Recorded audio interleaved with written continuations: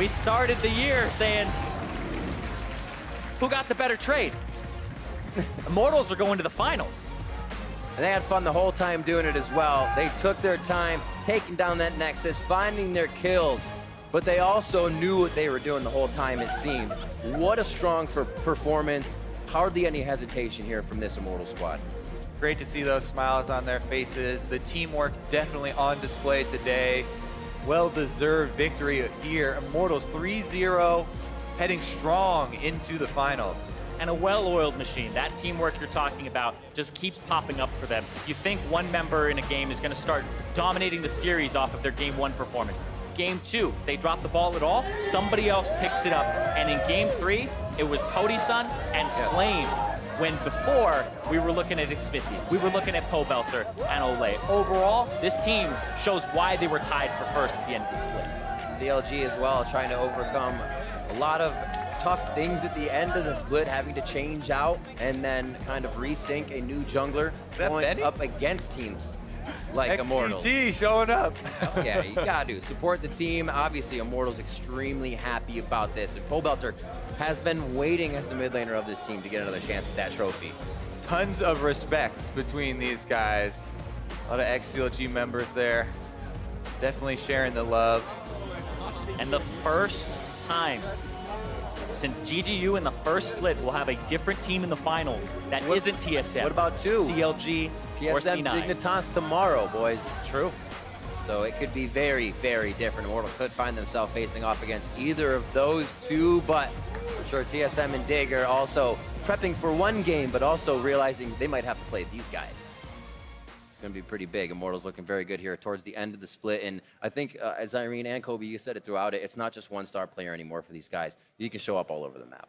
Yeah, and I think that was kind of a big issue for them in the first iteration where HUHI got a ton of the resources, and then when they hit playoffs and the meta shifted, the team looked a little bit out of sorts. But you see Noah on the stage, the owner was incredibly happy, rubbing his hands together like, finally, they did it, they made the finals. That's what they've always been looking at, is having an elite team, and Immortals today have proved they are an elite team. Yeah, I mean, the old roster seems like so long ago now, and that's just because this new roster has improved so quickly that we've kind of been dazzled with the story over this year. But yeah, definitely, as you guys are saying, well-deserved from them. You know, CLG were putting as much into it as they possibly could, but with their, it seemed like the mid-season change of junglers was just too much to recover from.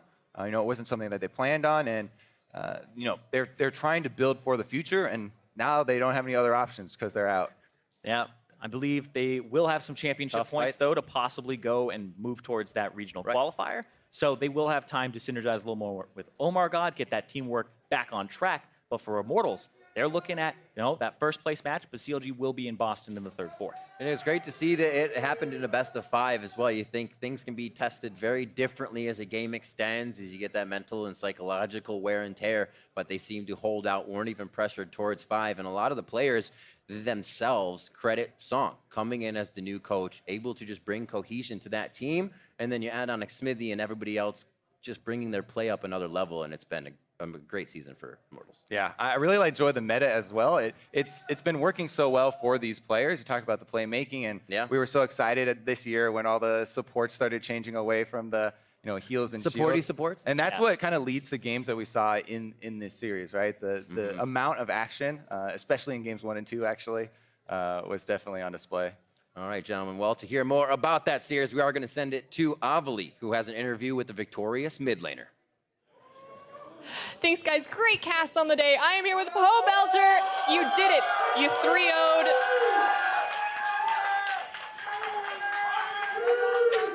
Let the applause rain in. You have definitely earned it.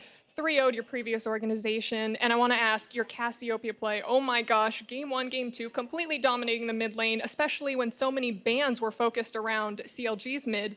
What's your history with this champion, and why did you show it today? Well, I haven't played much Cassiopeia before this split, but it just seems like a really strong pick right now because it has really good objective control, and also it's really good at killing mega tanks like, 8,000 HP Cho'Gath, just trying to mow down your team. And then I think the reason why I played so well was because I got 2 really favorable matchups, in lane at least. Victor can't really handle Cassiopeia that well in my experience, and Vel'Koz just gets really pushed around before he can get items. So I think because of that, I was able to have a really good performance. You had an excellent performance, and I want to say you had someone helping you out. OLLEH, so many roams into the mid lane. How do you coordinate these roams, and has he affected your playstyle? Well, if I feel like we can get something done mid, I'll usually just call like, hey, can anyone come mid? I'll like call everyone. I'll call Flame. I'll call OLLEH. I'll call Jake. Just anyone. And then actually, yeah, there was this one really crucial moment where I just all-in Victor by myself the first game, and then I kind of spaghettied, and I thought I had heal, but I had cleanse, and then I just like burned both my sums, and I thought I was gonna die. And then OLLEH was just like suddenly there. He was like, Eugene, I'm here. And then he flash comboed, and then we got the kill, and I got out. So yeah, I mean, OLLEH just has really good intuition when it comes to things like that. And so, yeah, honestly, I guess it could be better coordinated. Like I could actually be like, hey, OLLEH, let's come and do this, because I didn't even realize he was there, but I'm really thankful that he was there. I love the team telepathy. You got everything under control. Now I want to ask, Immortals in the playoff or postseason has struggled just a little bit, but this year, what has changed? Well, if we compare it to the Immortals from last year, it's totally different. You know, I'm the only remaining member from last year, and so we have 4 different players, and then also a new coach. So it's not as if like the curse stays with the org or anything. It was maybe just like that specific set of players we had, you know, with the coaching staff that made it so maybe we didn't perform that well. But you know, this time around, it's really different. And actually, I was getting kind of nervous because we picked Lucian for Game 3, and there's some history with that champion and IMT in playoffs, but luckily we were able to come out with the win, so I'm really thankful for that. All right, well, you go to Boston, you're in the finals next week.